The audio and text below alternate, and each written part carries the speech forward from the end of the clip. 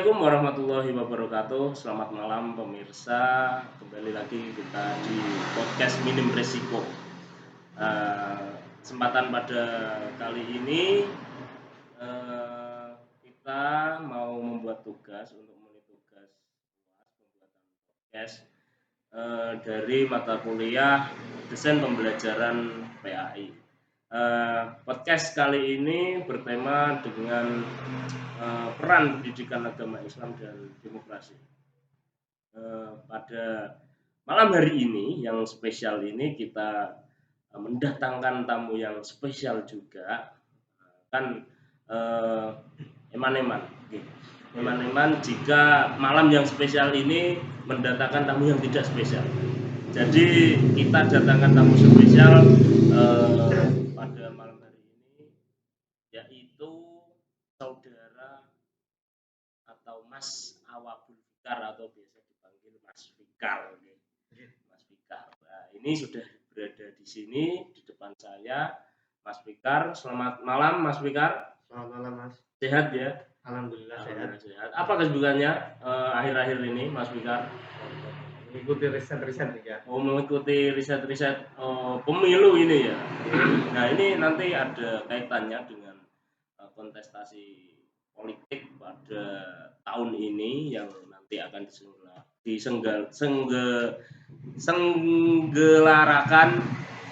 selenggarakan pada tahun 2004 mendatang pada bulan Februari.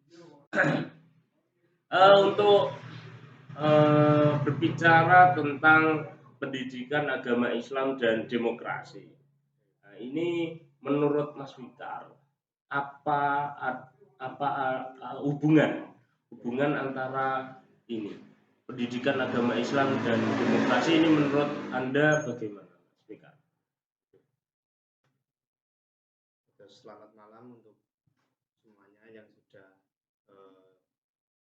memantau channel ini ya. Iya, memantau. Pemirsa. Jadi berbicara tentang pendidikan agama Islam dan dikaitkan dengan apa tadi? Demokrasi. Misalnya dihubungke nggih saged, ora dihubungke nggih saged. Oh, gitu ya, Mas. Nggih. Terus masalahnya Enggak apa-apa. Kan sesuatu kehidupan itu pasti ada masalah. Ya. Bagaimana kita mencari solusi atau memecahkan masalah dalam kehidupan kita? Ya, jadi biasa, Mas. Ada masalah itu biasa. Iya. Ya seperti kasus seperti ini. Apa masalahnya di pendidikan Islam dengan demokrasi? Ada masalah. Atau dikaitkan nggak ada masalah juga nggak apa-apa. Iya.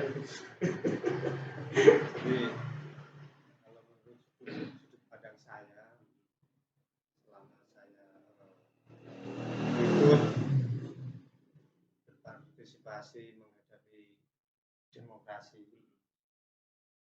jadi kaitannya atau hubungannya Islam dengan demokrasi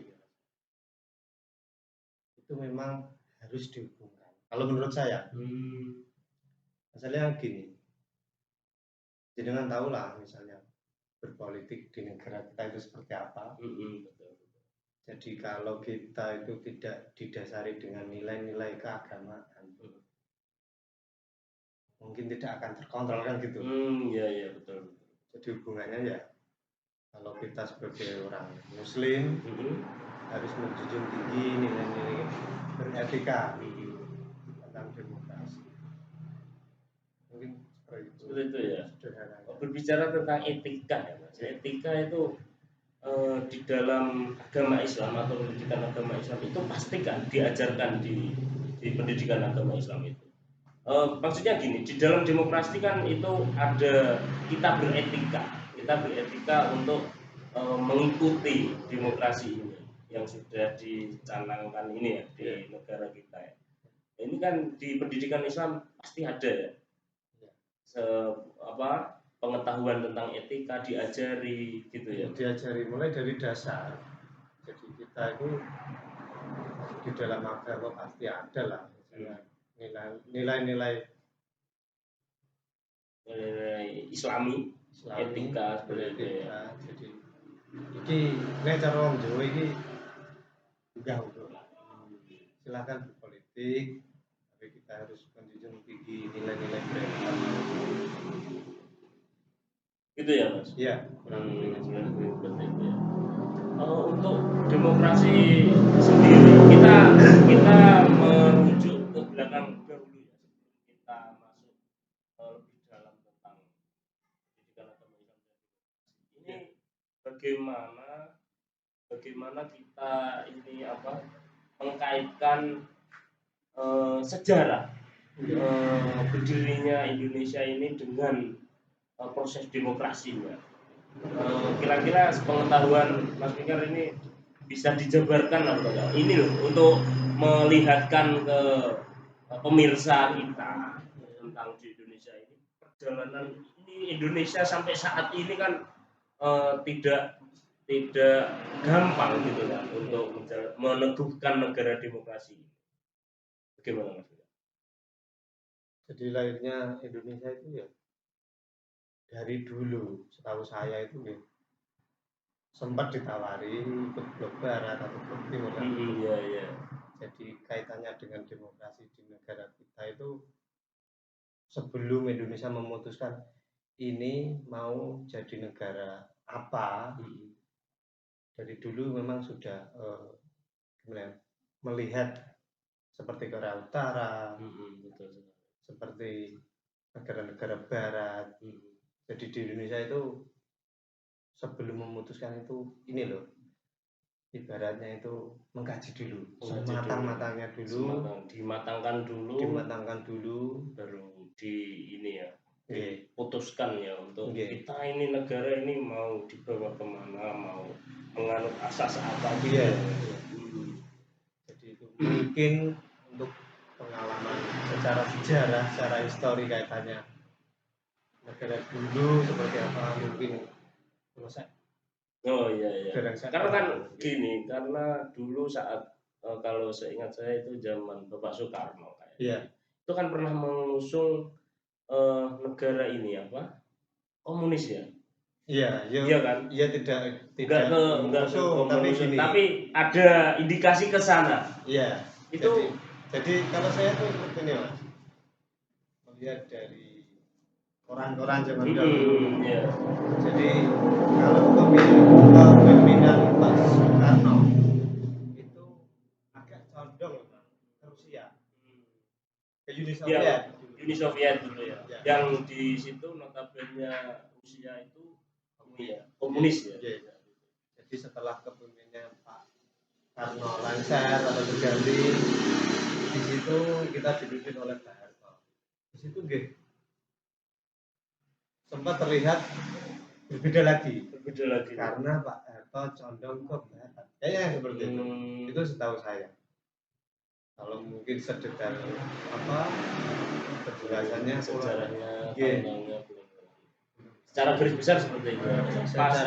Pasti setiap orde lama dulu orde lama saat Presiden Soekarno menjabat, terus Pak Harto, ini proses menjadi negara demokrasi ini tentu perlu pertimbangan ya untuk menjadi negara demokrasi yang sampai saat ini.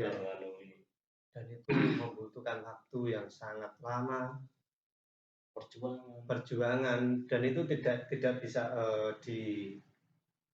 dikatakan instan, nggak bisa Mas. Masalahnya itu lahirnya Indonesia itu mungkin ini berbicara lahirnya Indonesia satu-satunya negara mungkin di dunia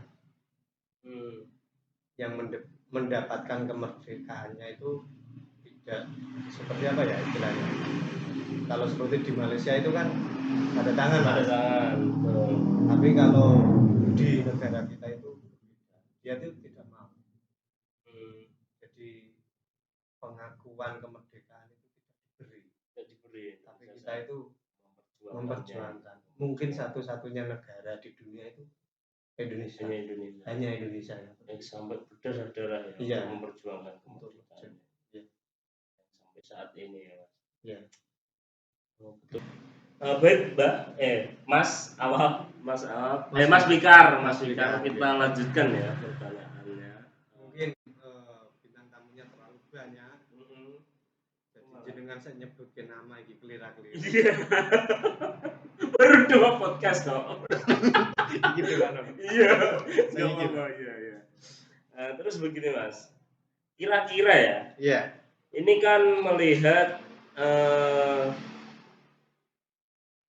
agama ini pasti akan ada nilai-nilainya ya. Iya. Seperti itu kan, dalam Islam kan ada nilai-nilai kejujuran, kedisiplinan dan lain-lain itu ya. Kira-kira apa dampak pendidikan agama Islam itu terhadap pemahaman nilai-nilai yang ada demokrasi di negara ini? Kira-kira apa? Pendidikan agama Islam dapat membentuk kesadaran moral yang mendasar, Mas. Mendukung dasar-dasar demokrasi seperti keadilan dan kesetaraan. Iya, seperti itu salah satu nilai-nilai ya, nilai-nilai yang ada, salah satu nilai-nilai yang ada di demokrasi kita ya. Pastinya dampak dari agama Islam itu sendiri, pendidikan agama Islam itu sendiri pasti ada dampak kebaikan di demokrasi itu ya. Pasti ada. Jika dikaitkan dengan pemuda, ini kan Anda sebagai tokoh pemuda, kira-kira selama ini yang Anda sudah ketahui di dalam pemuda ini kan banyak warnanya pemuda itu, ada merah, hijau, kuning itu kan. Nah itu bagaimana pemuda ini menghadapi melihat demokrasi atau nilai-nilai demokrasi itu sendiri? Jadi itu kan masih kosong. Jadi rata-rata pemuda itu kurang mensukseskan. Saya katakan seperti itu. Jadi kalau pemuda di desa itu belum sepemikiran apa yang dirasakan oleh pemuda-pemuda lainnya yang di luar desa kan gitu. Berarti ada sedikit perbedaan ya di pemuda mungkin kota dan desa ya. Iya. Mungkin lebih ke apa Mas perbedaannya itu? Contoh. Ini jadi kalau istilah Jawa dulu bapak saya bilang seperti itu. Nek kancamu dodol minyak, kowe wani. Tapi nek kancamu bakul iwak, keyamis. Teman-teman, garis bawah itu. Iya, jadi itu lingkungannya gimana itu? Lingkungan itu mempengaruhi. Lingkungan itu mempengaruhi. Orientasi pikiran itu sangat mempengaruhi dengan lingkungan itu tadi.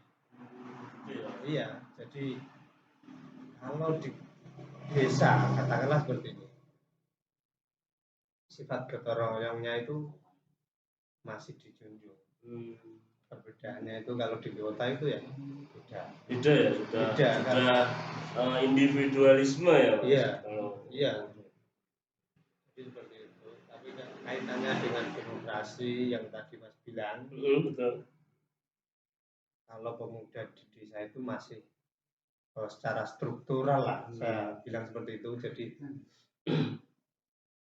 orang yang berpengaruh di dalam kepemudaan tadi itu bisa menggiring opini, Mas. Contohnya orang yang punya power dalam kepemudaan tadi, kalau di desa itu bisa menggiring opini itu bisa. Iya. Masalahnya kalau di desa itu kaitannya dengan politik, khususnya pemuda itu megah, Mas. Pada males ya, Mas. Pada males. Ribet. Aku sih kok ikut beginian. Iya. Enteng megawe gitu ya, mending bekerja. Cari uang gitu ya kalau pemuda desa ya. Orientasinya seperti itu. Iya, seperti itu. Kalau dianalogikan seperti Mas. Kadang aku kira betul. Jadi kan padahal kan satu suara itu mempengaruhi kan gitu. Iya, betul sekali. Tapi kan pemuda itu sadar. Tapi kalau tidak kan ya mengaku ini bisa lah kok. Apa sih pengaruhnya kan gitu? Apa pengaruhnya? Apa sih pengaruhnya? Kebanyakan seperti itu. Jadi, padahal kan penting sekali suara pemuda itu. Padahal di data ini kan pemuda sampai saat ini kan mendominasi generasi milenial itu. Dan suara pemuda ini mewakili harusnya seperti itu. Iya. Kalau saya itu adalah misalnya problem. Kenapa pemuda kok orientasinya seperti itu? Mungkin kira-kira apa? Mungkin yang satu, benar nggih? Iya. Karang tarunanya yang memayungi lah istilahnya. Iya. Itu kurang mensosialisasikan. Jadi peran pemuda di dalam demokrasi. Gitu ya? Iya. Berarti ini lebih kurang ada dari pihak yang lebih resmi untuk memberikan sosialisasi kepada yang ini ya, yang pemuda-pemuda desa ini. Iya.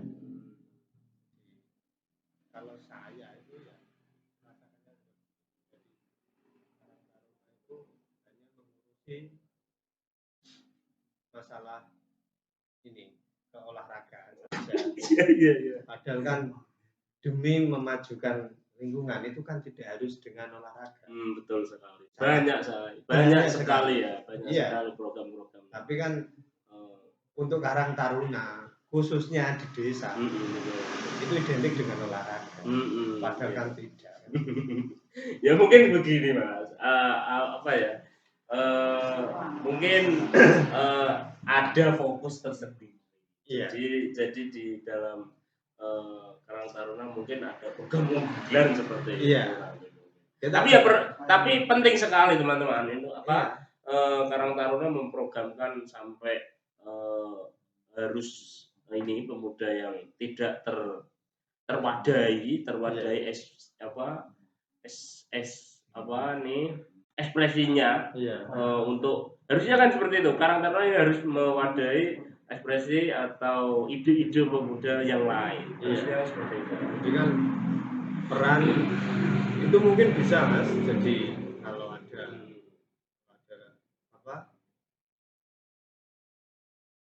pendekatan yang lebih intens ya harusnya. Jadi bisa diangkat judul seperti peran pemuda menghadapi pesta demokrasi. Mungkin seperti itu. Ya kita lanjut ya Mas. Ini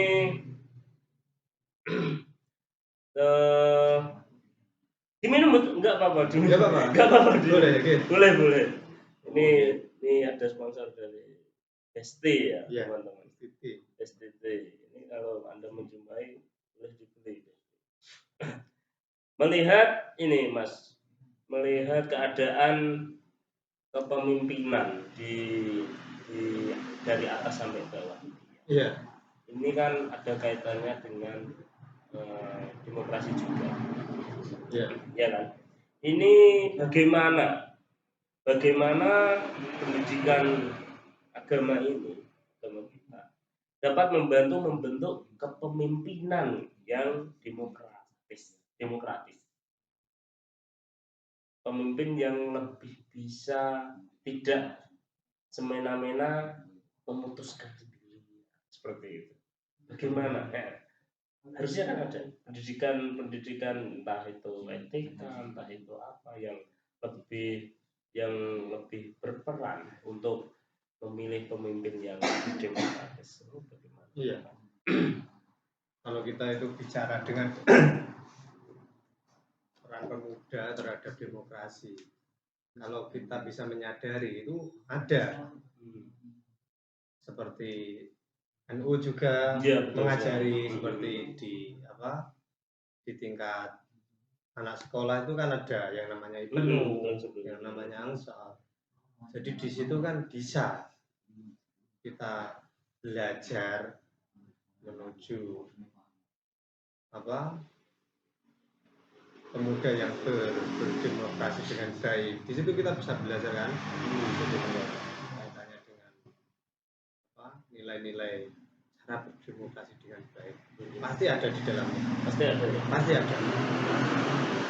Tapi ya kadang dipikir lagi kan ada. Seperti ini istilahnya itu ini menurut pengalaman aja Mas. Iya. Jadi organisasi seperti yang saya bilang tadi itu ada kesan seperti ini.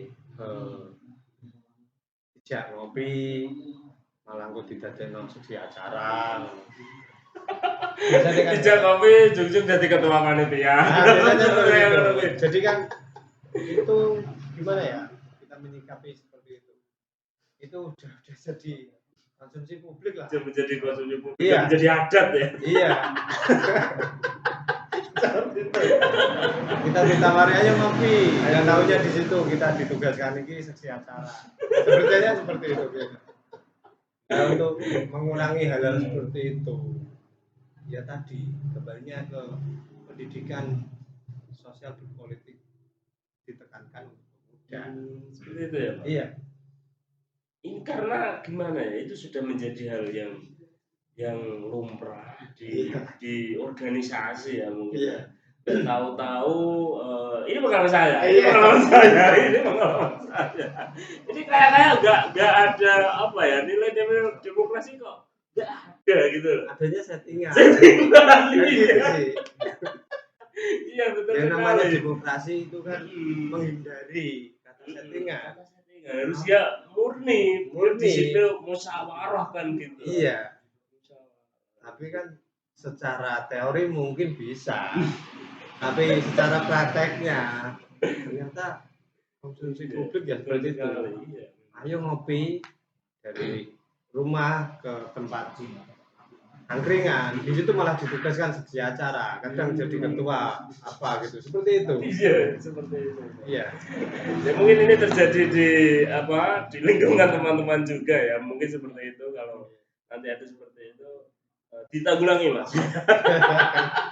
Jangan budayakan seperti itu. Udah bagus. Ini kita negara demokrasi gitu loh ya. Iya. Harusnya ya memang benar-benar ini didudukkan bersama-sama, terus diputuskan dengan bersama-sama, tidak hanya satu pihak gitu kan. Iya.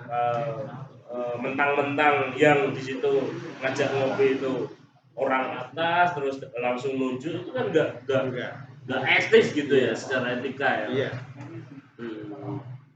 Gitu ya. Itu berarti tidak ada bedanya dengan kita minta pertolongan untuk ini sampai tangan gitu. Iya. Kan ngono sih. Bedanya apa kan ngono. Ya seperti ini ya, kalau prakteknya di masyarakat itu kecabaan lah istilahnya. Seperti itu ya. Iya.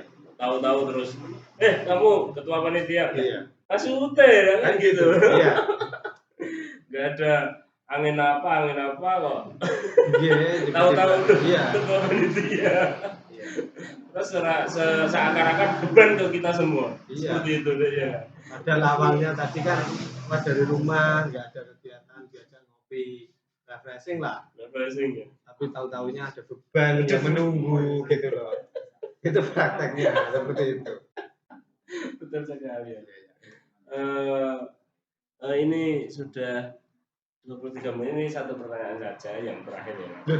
Iya nggak apa-apa, ini karena waktu yang terbatas, ini sudah malam, Masnya juga sudah punya keluarga, ini mungkin pembahasan ada kaitannya, tapi sedikit membahas itu ya, politik identitas. Karena kita melihat kita di sini kan sebagai agama Islam, melihat sebagai ini jenengan tokoh pemuda kan sangat kental sekali.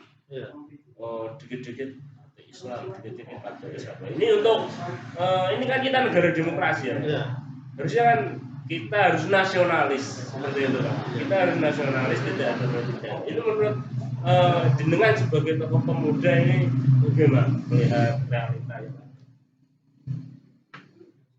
Enggak apa-apa. Pertanyaannya kayaknya. Ini berat enggak? Enggak. Ya. Daging semua ini. Daging semua. Ini pertanyaannya yang sangat sulit. Saya minum dulu Mas. Ya. Ini pertanyaan yang terakhir ini. Ini yang poin gongnya ini di sini. Ya. Jadi kaitannya dengan politik identitas itu, ya kembalinya tadi. Ya. Gimana kita memberdayakan Karang Taruna untuk mensosialisasikan peran pemuda terhadap demokrasi tadi. Kembalinya seperti itu. Jadi dari Karang Taruna itu bisa membentuk orientasi teman-teman pemuda semua. Jadi yang lebih arahnya lebih ini ya. arahnya kemana kita harus melihat, nggak ada melihat apa kita berangkat dari warna apa, iya seperti kita itu. rambut apa, Iya. gitu ya, etnis Iya. apa seperti itu ya Mas. Begitu kan. Kita orang. Oke, selanjutnya tadi sudah dan ini dari yang terakhir dan terakhir. Iya. Ya. Iya. Pesan-pesan Mas Fikar kepada pemuda-pemuda di Indonesia ini untuk menyikapi negara kita yang nanti mau pesta demokrasi ini. Iya. Ya, jadi untuk pemuda-pemuda seluruh Indonesia dan khususnya untuk yang di desa, kalau kita menghadapi musim-musim demokrasi, ya memang kan ini mau ini pesta kita. Iya. Rakyat kan mau pesta. Jadi belum kita mendapatkan kualitas pemuda. Ya, betul sekali. Jadi kita harus mengatur bagaimana kita mendapatkan pemuda yang baik. Jadi kita bisa dimulai dari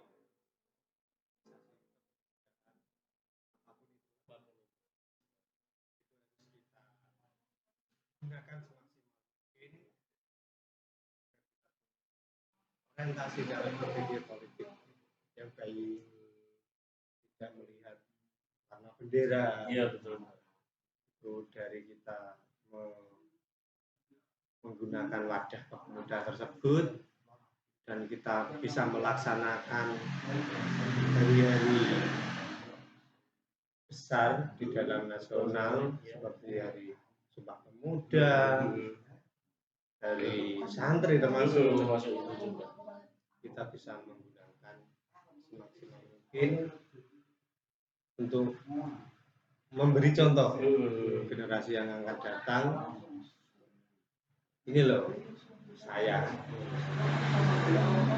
pemuda yang dulunya belum tahu tentang apa itu demokrasi, dan saya itu bisa mengikuti wadah kepemudaan. Saya bisa terbuka cara berpikirnya, orientasinya gitu. Jadi kesimpulannya seperti ini, Mas. Iya. Jadi saya simpulkan seperti ini. Untuk mendapatkan kualitas pemuda, kita harus minimal sadar dengan wadah kepemudaan tersebut dan digunakan semestinya agar kita dapat memberikan kualitas nantinya tersebut. Iya. Jadi seperti itu teman-teman. Jadi seperti itu teman-teman ya. Dalam kita masuk ke organisasi itu harusnya kita harus mengupgrade diri kita, mengupgrade orientasi. Kita harus lebih terbuka, kita harus lebih dewasa dalam menghadapi suatu masalah. Jadi itu teman-teman. Terima kasih Mas Fikar. Mohon maaf jika podcast pada kali ini tidak saya sugi apa-apa. Terima kasih. Udah ya. Sembang santai. Terima kasih. Semoga apa yang kita bahas pada podcast kali ini, pertemuan kali ini bermanfaat bagi kalian semua. Amin. Terima kasih Mas Fikar. Bisa dilanjutkan. Assalamualaikum warahmatullahi wabarakatuh.